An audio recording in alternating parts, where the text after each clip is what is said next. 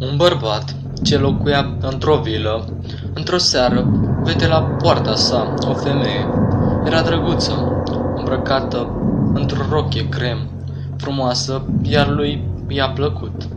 A intrat în vorbă cu ea, s-au înțeles super bine și au hotărât să se mai întâlnească și a doua zi, în același loc, la aceeași oră. S-au întâlnit, au stat de vorbă tot la poartă, pentru că Anne dorea să fie văzută în locuri publice. El a aflat totul despre ea, adresa, tot.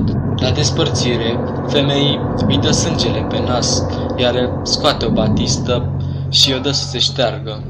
Femeia pleacă cu batista, promițând că va veni și în ziua următoare, însă aceasta n-a mai apărut.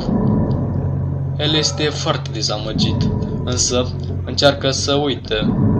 După câteva luni, nemai putând îndură dorul, se hotărăște să o caute.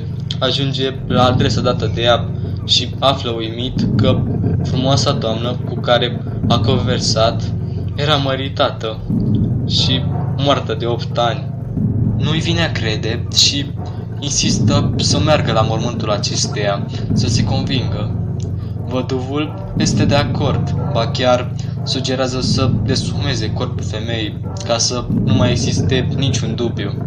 La cimitir ajung destul de târziu și dezgroapă sicriul. Când au deschis capacul, au văzut că femeia era întoarsă cu capul în jos și îmbrăcată cu aceeași rochie crem cu care a văzut-o bărbatul. Dar, și cel mai sinistru, ținea strâns în mână batista plină de sânge pe care acesta i-a dat-o.